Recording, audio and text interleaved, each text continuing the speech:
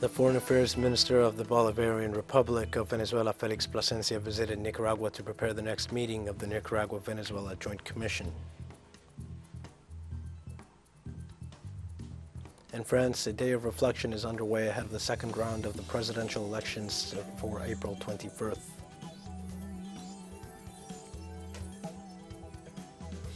Israel has closed the Erez crossing for Palestinian workers at the Gaza Strip border following the reports by the Israeli Defense Forces about 3 rockets fired from Gaza.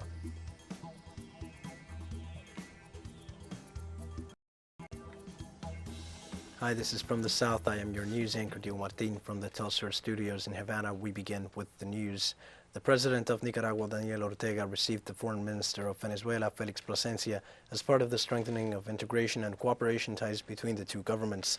The main topic of the bilateral agenda was the reactivation of a joint commission that seeks to strengthen integration and cooperation ties between both governments. During the meeting, President Ortega celebrated the strengthening of ties between both nations. The Venezuelan foreign minister referred to the projects that will mark the work agenda of the joint commission. He specified that the future agreements will cover energy, health, education, agri-food, and defense aspects. Nicaraguan Vice President Rosario Murillo announced that the third high-level binational joint commission, Venezuela-Nicaragua, will be held on May 18th.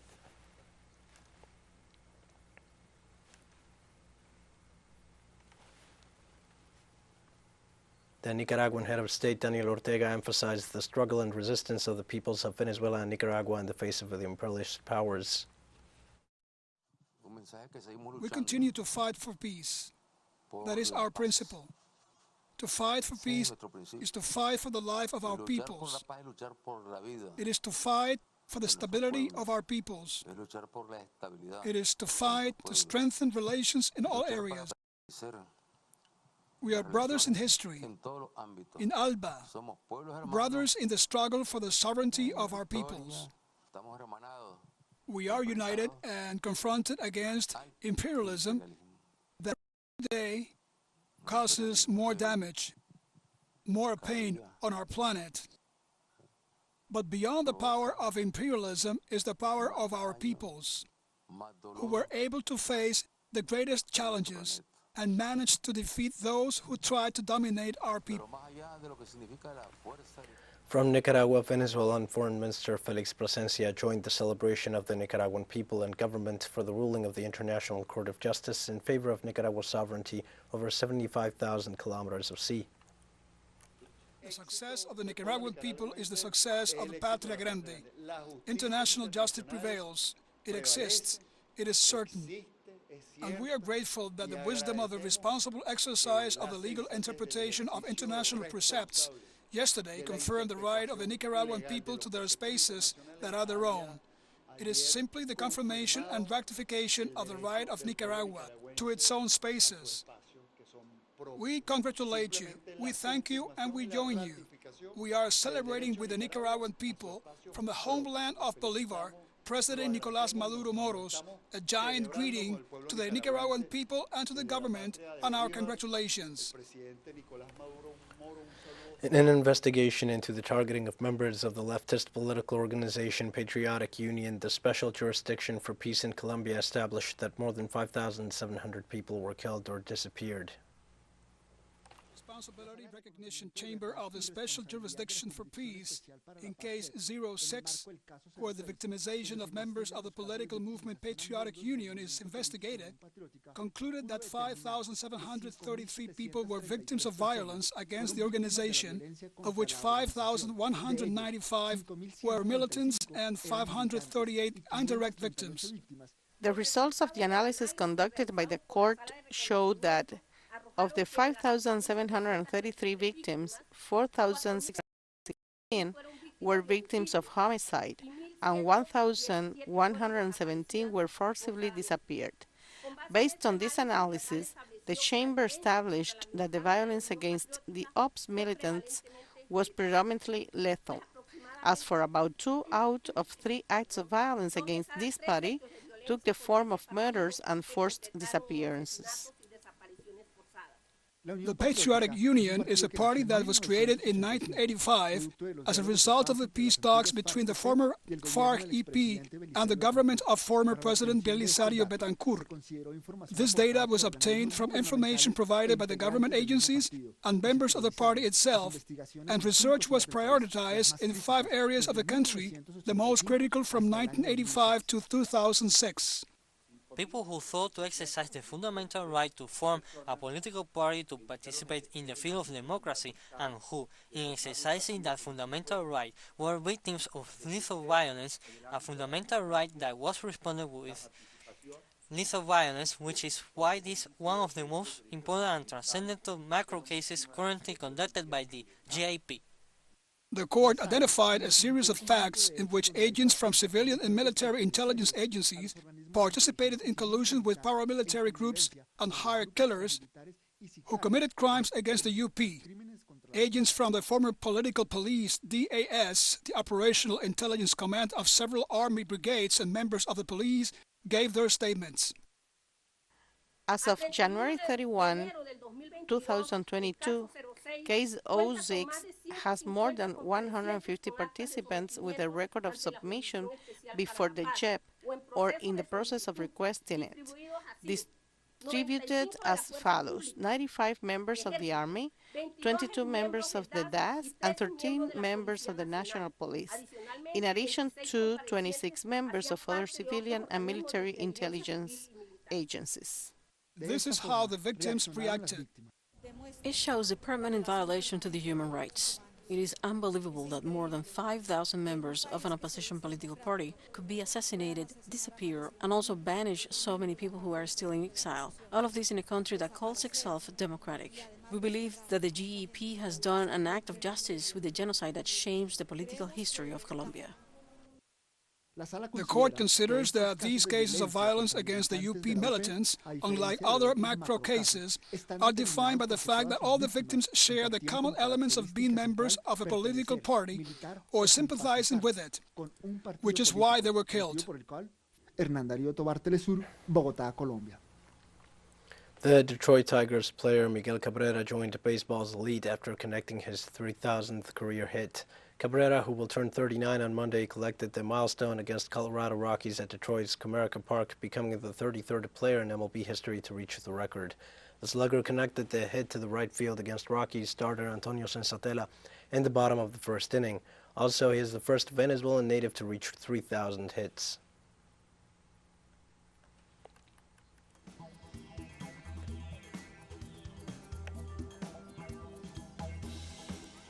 We're going to take a short break now. Please join us again after this.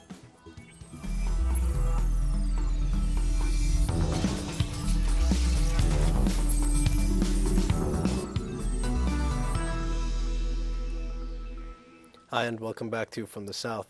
In France, a day of reflection is underway ahead of the second round of the presidential election set for April 24th.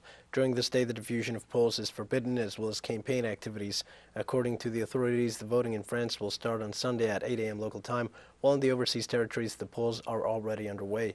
Around 50 million citizens are eligible to participate in the second round of the presidential elections. According to the polls, the candidate for re-election, Emmanuel Macron, leads the voting intent against his rival Marine Le Pen.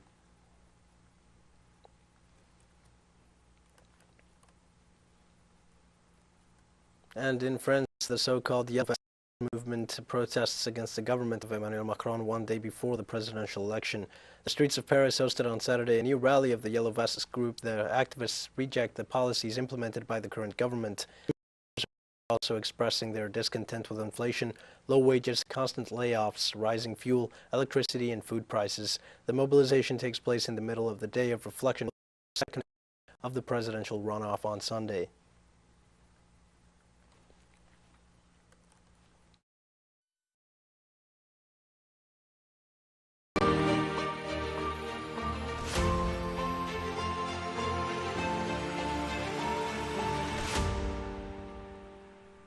Next Tuesday, United Nations Secretary General Antonio Guterres will arrive in Moscow for talks with Russian Foreign Minister Sergei Lavrov and will also be received by President Vladimir Putin. Guterres' office confirmed he sent letters to Russia and Ukraine requesting the presidents of the two countries, Vladimir Putin and Volodymyr Zelensky, to receive him in their capitals. Guterres called for a humanitarian truce in Ukraine beginning April 21st for a period of 4 days coinciding with Holy Week, the opening of safe passage for all civilians to leave the current and potential areas of fighting, and the delivery of humanitarian aid to the most affected areas.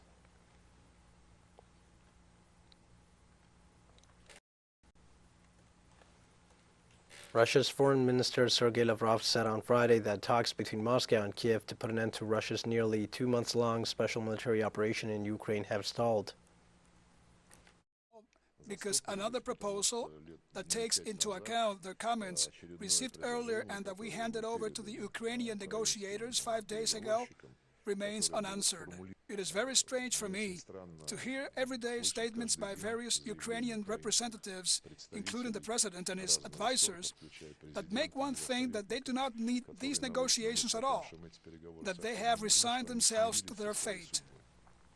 In advance of the World Malaria Day next April 25th, the Global Health Agency UNITAID reaffirms its strong commitment to reducing the burden of malaria by improving access to critical innovations that prevent, diagnose, and treat the disease.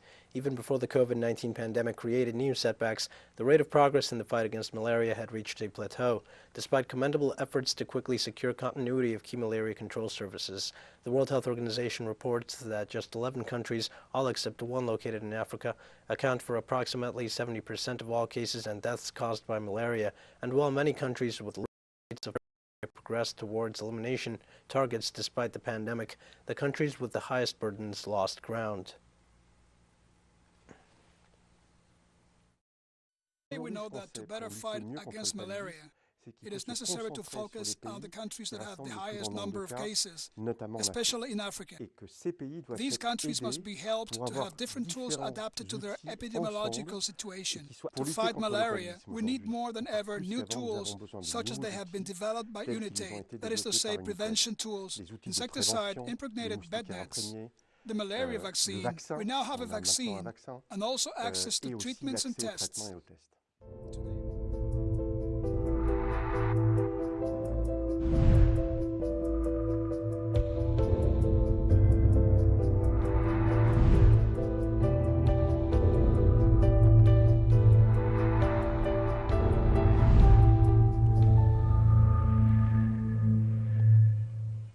The number of COVID-19 cases has declined in Mexico for 3 consecutive months. Local authorities are beginning to reduce sanitary measures, while the national government has increased its capacity to administer vaccines to deal with SARS-CoV-2. Our correspondent Eduardo Martinez with the details. Vaccination sites have been set up in strategic locations with a high influx of people. In Mexico City, people can request to be vaccinated at a subway station or in a grocery store. It is good because if you don't want to get vaccinated, being now more accessible is good. For example, I didn't waste any time or spend money on transportation. 300 sites have been set up by the government of the Mexican capital, which announced the end of sanitary measures such as the use of sanitizing mats or the taking of temperature to enter indoor places. At such low COVID levels, it is considered that temperature taken is not necessary, and what it is left is the requirement to use masks and gels at the entrance of public places.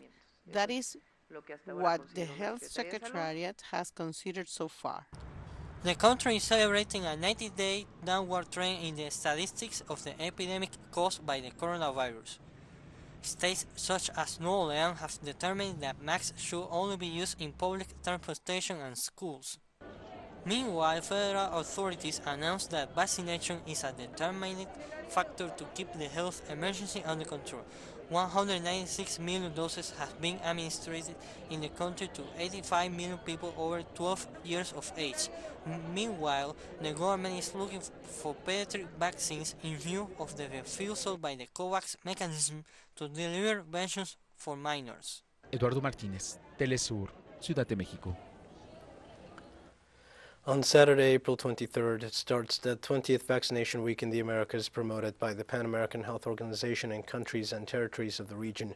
The week will start on Saturday and run through April 30th. In the current context of the pandemic caused by COVID-19, it focuses on calls to rebuild better national immunization programs, reaching those who might have been left out, and promoting equitable access to vaccines. The Pan American Health Organization, together with the countries of the Americas and its partners, will also celebrate the 11th World Immunization Week with a call to action under the slogan, "Are you protected? Have all your vaccines." The ultimate goal of World Immunization Week is for more people and their communities to be protected from vaccine-preventable diseases.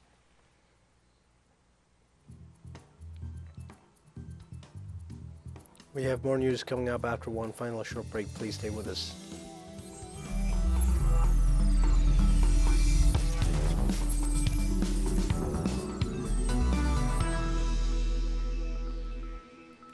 Hi and welcome back. Israel closed the Erez crossing for Palestinian workers at the border with the Gaza Strip following reports by the Israeli Defense Forces about 3 rockets fired from Gaza. Israel's decision has been denounced as collective punishment of the impoverished territory's 2 million residents who have lived under an Israeli-Egyptian blockade for nearly 15 years. The move, announced on Saturday, comes after the Israeli army accused Hamas, the armed group that rules the Gaza Strip, of firing 3 rockets into Israel late on Friday, as tensions continue to amount during the Muslim holy month of Ramadan. The head of Gaza's workers' union says Palestinians and their economy will be greatly affected.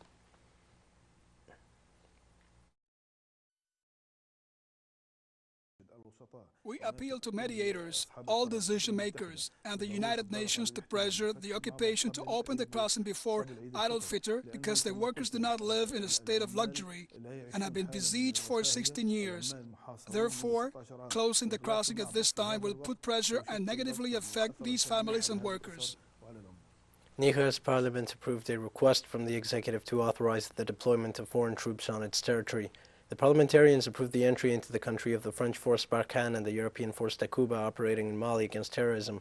The Nigerian government's request, approved by 131 votes to 31, seeks international support on the ground in its fight against extremism, which affects 5 of its 8 regions since 2015. The approved text is not an agreement between Niger and these 2 forces, as demanded by the opposition, but a reshaping of the executive security plan that allows it to call on foreign forces to counter the rise of jihadist groups.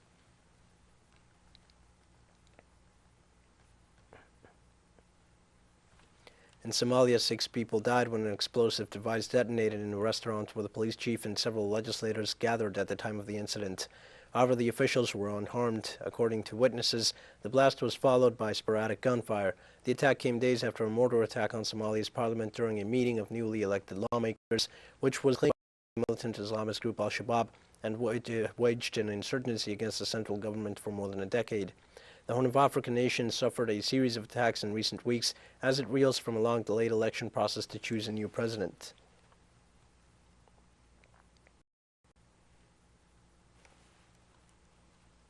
Scientists begin a 5-month mission on Saturday to study how plastic pollution in Africa's main rivers and climate change stresses are impacting microorganisms in the Atlantic Ocean. The survey is being staged from the 33-year-old Tara research schooner, which arrived in South Africa's Cape Town on Friday ahead of the expedition up the West African coast. The researchers will analyze how nutrients and pollution in major African rivers, the Congo, Orange, Gambia, and Senegal, are affecting the Atlantic. They will trace the sources of plastic pollution at river mouths to understand their distribution and the types of materials involved. So our research is to understand what microbes are there and what they are actually doing in the environment and how they change over time. And on top of that, overlay that with how they might respond to climatic ecosystem changes. Very important role to play in terms of sharing, education. Yeah, for us, when we swim in the ocean, there is nothing, just water. But in fact, there is billions and billions of organisms in every liter of water.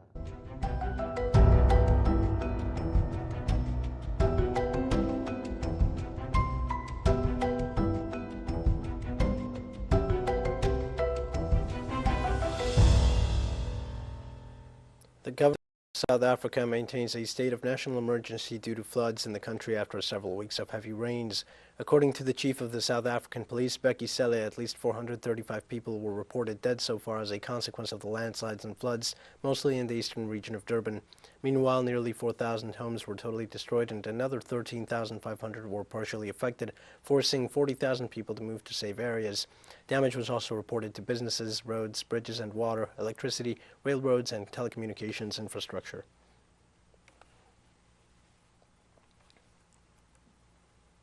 Magnitude 5.7 earthquake struck Bosnia and Herzegovina, killing at least one person. The Mediterranean Seismological Center said the quake had its epicenter 42 kilometers southeast of the city of Mostar at 11:07 p.m. local time. Bosnian authorities said a 28-year-old woman died of injuries and her parents were slightly injured after a rock dislodged by the quake crashed into her family home in the town of Stalak near Mostar. The earthquake was felt throughout the country and in neighboring Croatia, Serbia and Montenegro.